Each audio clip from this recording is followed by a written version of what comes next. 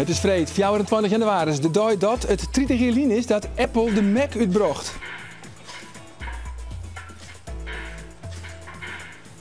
Het is ook de dag dat de JSF softwareproblemen heeft. En in Bient hebben we het vanzelfs over de Frieske derby.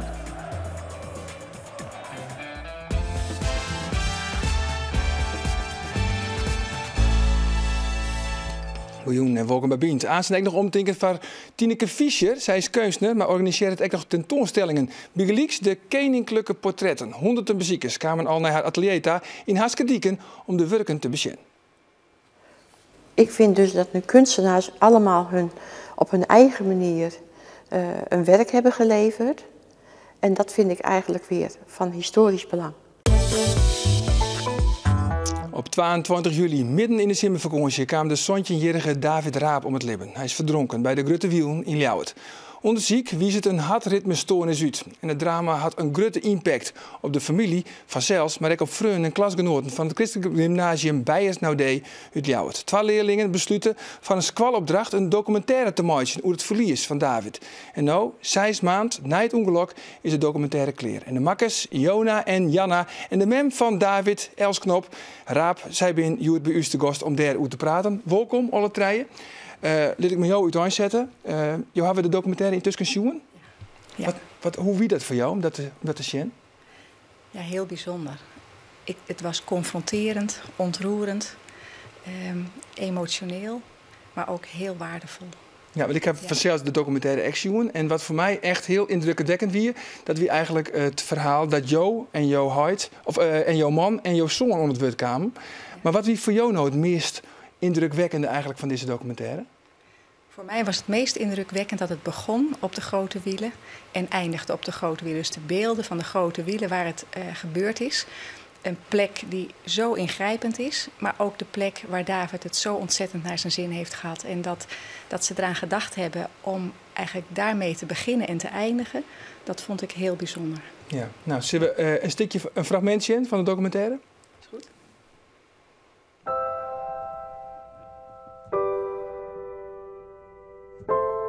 Ja, hij zei van er is wat gebeurd met David en ga er goed voor zitten. En ja, hij zegt, David ging zeilen en hij ging onder en hij kwam niet meer boven. Ik vind het belangrijk dat David een plek heeft in de school.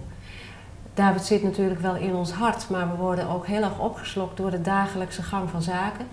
We hebben een mooie collage boven hangen natuurlijk, maar in mijn kamer, de kamer waar ook heel veel leerlingen van klas 5 en 6 regelmatig binnenkomen, is gewoon dit jaar een plek voor David. Ja, we zijn hechter geworden door dat verdriet, doordat we dat samen hebben overkomen eigenlijk, deels natuurlijk. Doordat we veel tijd hebben doorgebracht met elkaar en zijn we hechter geworden. Ja, en de makkers, Johanna en Janne zitten hier zelfs in de studio. Kun je hem beschrijven wat het verlies van David, van je, wat het van je betutten heeft, van je persoonlijk, maar ook van je als groep in de klas?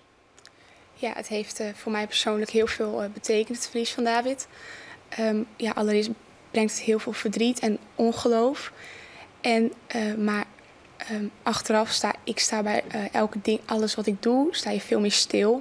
En je hecht veel meer waarde aan de dingen die je doet en wat er gebeurt. En ook aan vriendschappen hecht je veel meer waarde. Wij als klas bijvoorbeeld, ik vind dat wij hechter zijn geworden naar elkaar toe. En ik stel alles veel meer op prijs. Ja, want hoe is er een voorbeeld van hem? Maar hoe ben je hem als klasse wat meer naar elkaar groeit? Hoe ben je hem dan hechter worden? Nou, we hebben het er met z'n allen heel veel over wat er gebeurd is. En als iemand ergens mee zit, dan zie je wel duidelijk dat iedereen probeert te helpen. En iedereen wil elkaar graag troosten en steunen. En ja, iedereen kijkt heel goed hoe het met de ander gaat. En in die zin zijn we dus wel echt hechter. Ja, want je komt dan uiteindelijk met het idee om een documentaire te maken over David. Hoe kom je eigenlijk op dat idee? Ja, het was een opdracht voor Squall eigenlijk, hè? Ja, in de vakantie toen kregen we natuurlijk vreselijk nieuws. Het nieuws dat onze vriend en klasgenoot David was overleden. En dat zet je heel erg aan het denken. Je bent heel verdrietig de eerste periode. Je ervaart heel veel ongeloof, zoals ik eerder zei. En je denkt heel veel na over van alles. En natuurlijk dachten wij ook na over ons examenjaar en het profielwerkstuk wat wij moesten gaan schrijven voor dit jaar. Een werkstuk waar heel veel tijd in gaat zitten. 80 uren mochten we eraan besteden. En we wisten nog niet echt wat we wilden. En toen koppelden wij dit eigenlijk aan David. Wij zagen, we vonden het heel bijzonder om te ervaren hoeveel steun iedereen aan elkaar had. En hoe dat ging, dat hele proces. En we dachten, als we dan 80 uur mogen besteden aan iets waar ons hart ligt, waarom doen we hier dan niet iets mee met deze bijzondere situatie? Ja, en zo kwam dat eigenlijk. Ja, het deed ons zoveel dat we daar heel graag iets mee wilden doen, echt. Ja, dat snap ik. En dan get de telefoon en dan stellen ze dat voor. En hoe is het dan aan de andere kant? Hoe wie dat voor je als familie? Ja, dat is zo bijzonder. Dat sowieso al het samengaan en de vriendschap en dat er zoveel, al die leerlingen zo om ons heen staan. En dan komt het bericht en de vraag ook van, zullen we dat doen? En dan weet je eigenlijk niet goed wat er gebeurt. Dan ben je zo onder de indruk, trots, blij. En ik vond het ook heel knap dat ze dat aandurfden.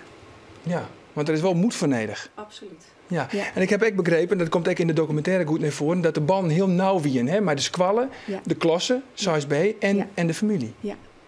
Ja, en kijk, voor David was vriendschap heel belangrijk. En er was altijd een enorme goede band tussen iedereen. Maar dat het zo hecht was en dat er zoveel ook verdriet en samengaan en steun zou zijn, je hebt er natuurlijk nooit over nagedacht. Maar dat had ik me nooit kunnen voorstellen. Nee, want de documentaire, film, gaat eigenlijk ook over vriendschap. En een mooi voorbeeld daarvan is wat jouw man dan zei in de documentaire.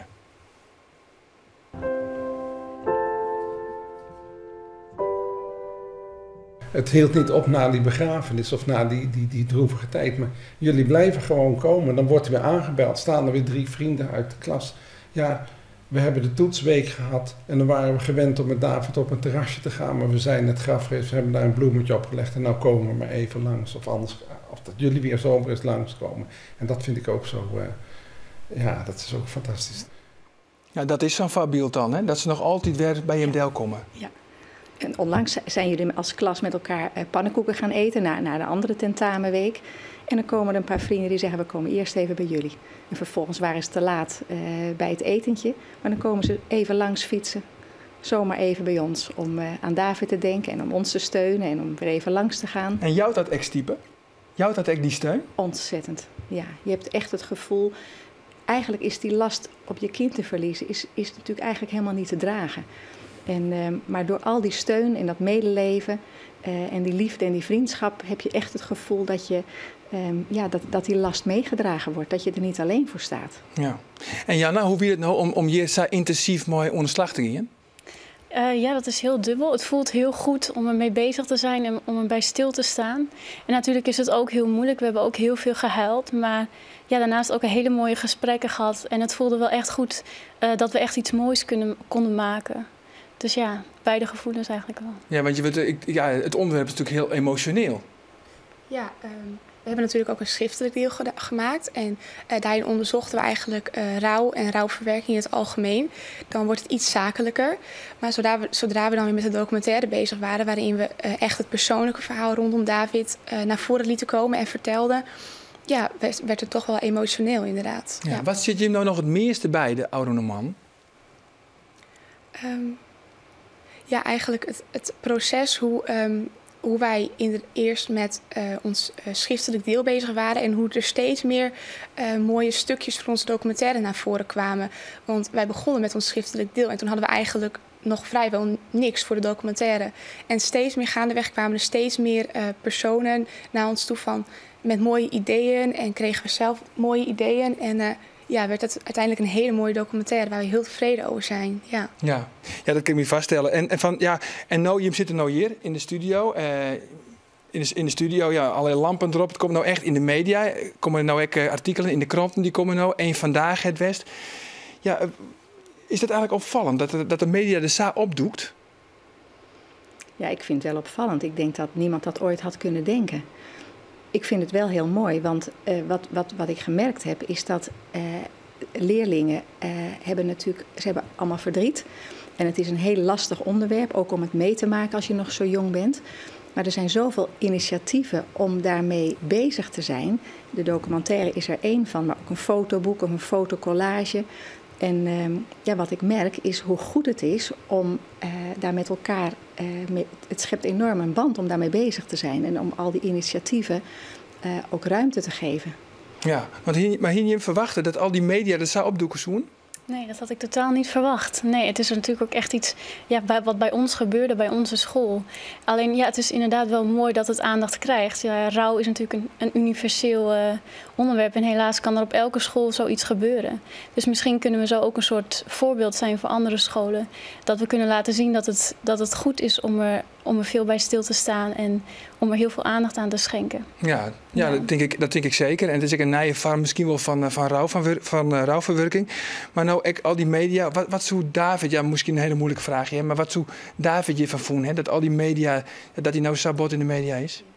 Hij zou het niet hebben kunnen geloven. Hij zou denken, is dat allemaal voor mij? Wat bijzonder. Maar hij zou het wel heel erg waarderen en ook trots zijn. Ja. En ook trots op alle klasgenoten en de leerlingen. En hij zou die vriendschap die er was, ja, dat was voor hem belangrijk. En dat zou hij hier ook een uitdrukking van vinden. Ja, nou nogmaals, ik tease het tune, dan zullen je hem op Squallen is de presentatie van deze documentaire. Ik vond het heel erg moedig van jou dat jou hier zitten woont hier in de studio. Nogmaals dank voor je verhaal. En we sluiten al met een fragment uit de documentaire. En daarin zongt Sascha Verheij, dat is ook een klasgenote van Jim, hè? En die had een noemerskreun speciaal voor David, zei ze toch? Ja, en ook voor ons en voor vrienden en voor degenen die erbij waren bij het ongeluk. Ja, als steun inderdaad. Oké, nou sluiten we daarmee op het nummer van Sascha Verheij. Just try to let go of the anger and pain. Like I said, life will never be the same. Move on and forget the shit. Just make the best of it. Na deze bijzondere dag vol bijzondere verhalen staan we alweer bij de grote wielen.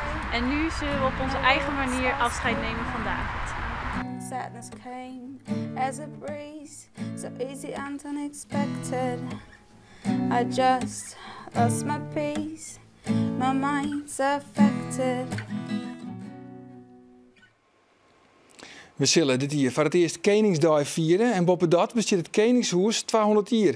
En dat wie van kunstenaar Tineke Fischer aanleiding om de expositie Koninklijke Portretten te organiseren die het in haar eigen atelier in Haskedieken te zien is.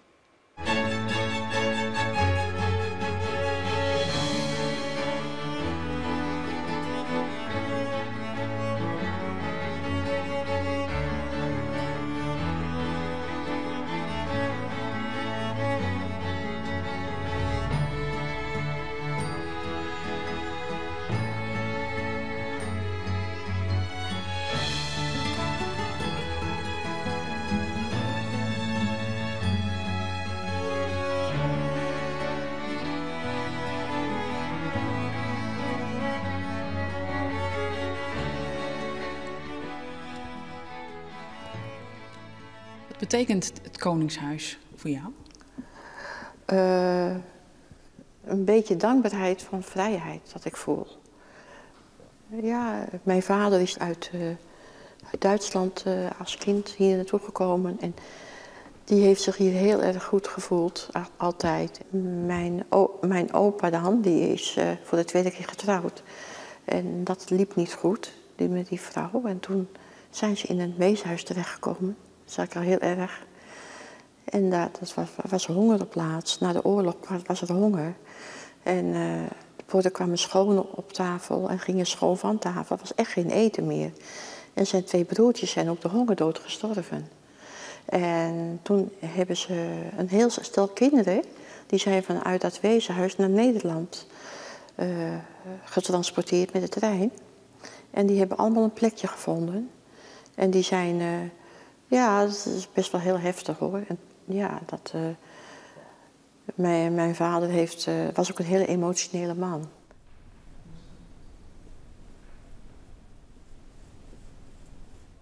Nu is het bijzondere dat je de tentoonstelling georganiseerd hebt, maar ook zelf meedoet, hè?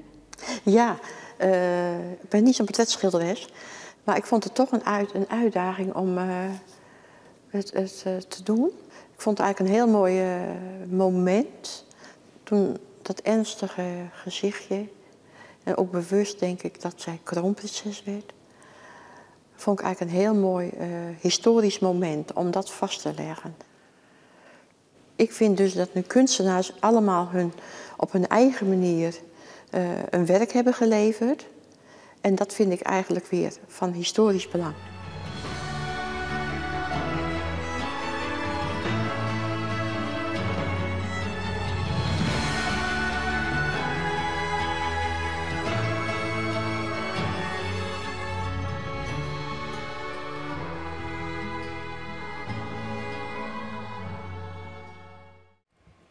Want eind februari is de tentoonstelling nog te zien in Haskedieken en daarna verhuist er naar het Willem van Haren Museum. En op Koningsdag willen de werken dan veild.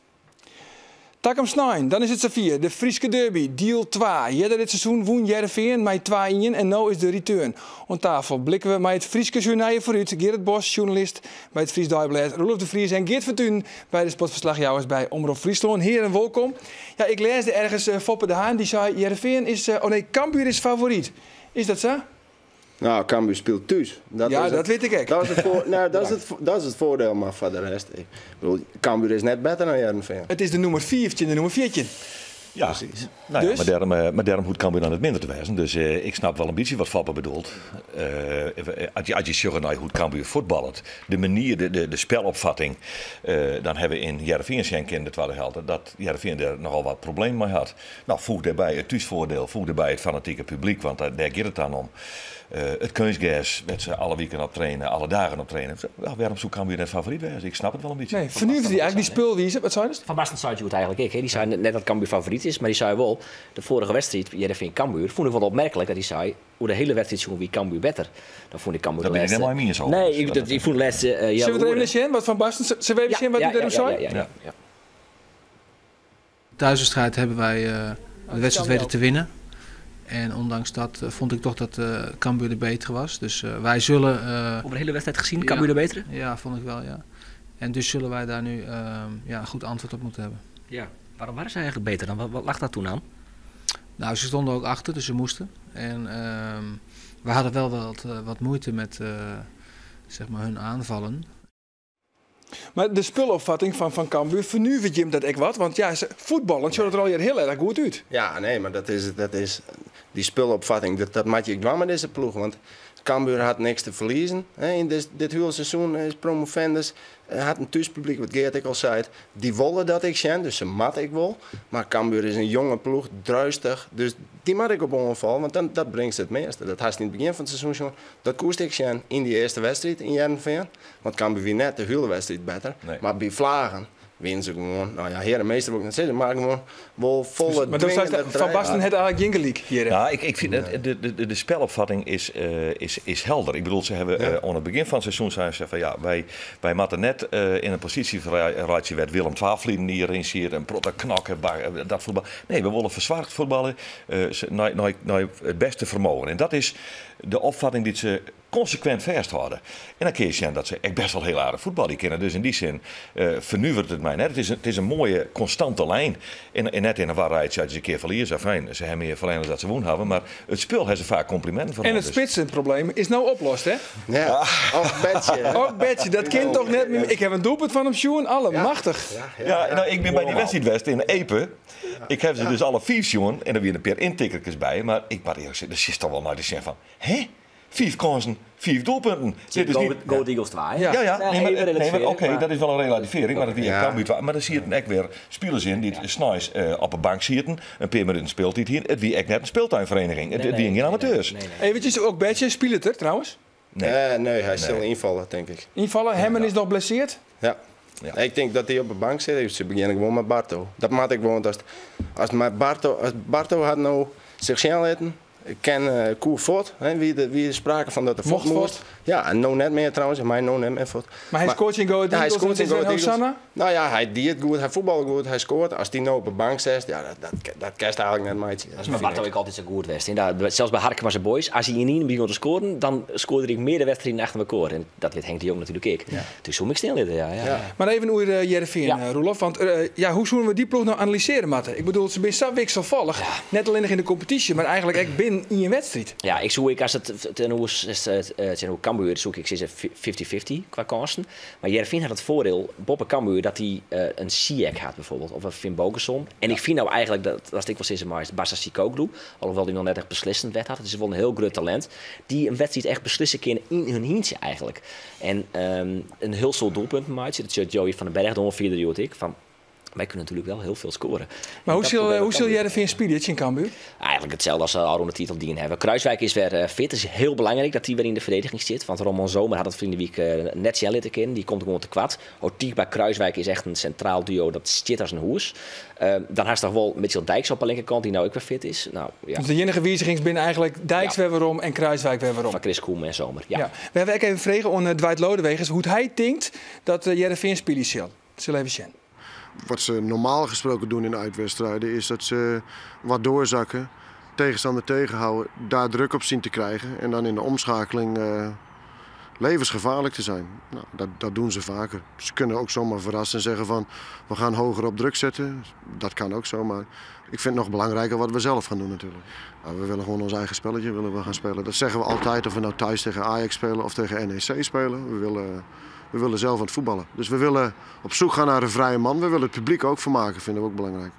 Ja, is dat een beetje de conclusie, jongens? Het publiek vermaakt je, dat wil Cambuur, dat willen ze natuurlijk ook graag. Ik vind het heel leuk wat hij zei. Gewoon van jezelf weer gaan, publiek vermaakt je en net in de waarheid. En Heerenveen loert op de counter. Maar wat hij echt zei, en dat is inderdaad het gevaar. Heerenveen is razendgevaarlijk in de omschakeling. Maar een man als Ziyech inderdaad, en die vleugels die het razendsnel binnen. Ja, daar lijkt de bottleneck voor Cambuur. Als ze dat inwitten te dammen, dan denk ik dat ze goed komen zijn. Ze zijn beide benauwd voor elkaar, want bij Cambuur weet ik al zijn, we maken geen fout maken, want dat is precies wat Geert zei. Want ze weten donders goed, Leeuwin die zei het te verdelen, en Nienhuis die zei het goed. Als ze een fout maakt, dan had je een veel mensen die dat gewoon afstraffen. En dan krijg je nog zo'n goede spelopvatting, hè? Of nog domineren in het eerste jaar, dan kunnen zij niet inlezen bij Heerenveen. Maar als ik Heerenveen weer, dan zoek ik juist zijn Cambuur er volop kletsen. Vanuit het begin. Er vol bovenop. Normaal net in zakje. Want kan je de kles bovenop. Als ik Heerenveen weer zoek, zeggen dat kan maar. Ik wil kom op man. Ik bedoel, een beetje brani. Even wachten jongen, want kaartjes die gaan voor €374 op Marktplaats binnen ze nou nog te bestellen. Maar vaak is het wel zo, en we moeten ik al oorronden, maar de voorpret is vaak leuker als de wedstrijd zelf, hè? Ja. Toch, eigenlijk? Valt het net vaak op? Die vorige derby, dus in Heerenveen, dat weer leuk, hè? Die net ook goed, maar wel heel spannend. Dat is zo. En Lulling, doet hij mooi? Nee, dat helpt ze nog net. Maar we houden lekker contact met Hans Vonk en er is interesse. Nieuwe supersub, al 3 Lulling. Ik vind het persoorlijk heel leuk, hè? Als een soort van pinchitter. Ja, ik heb een soort sceptici, maar ik vind het wel leuk, een soort pitje. Dat verwacht ik dan tenminste niet. Nog even heel kwart nog even, jongens. Waar wint er? Cambuur, door winnen van Ogbetje.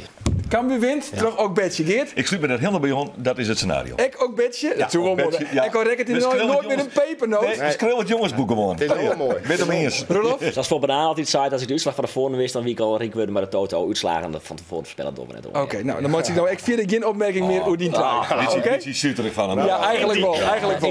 De derby, die is snel live te volgen via Omroep Friesland Radio en jongens via een extra journaal op televisie. Vanavond nog een hele gezellige joen en een goed weekend. Dag.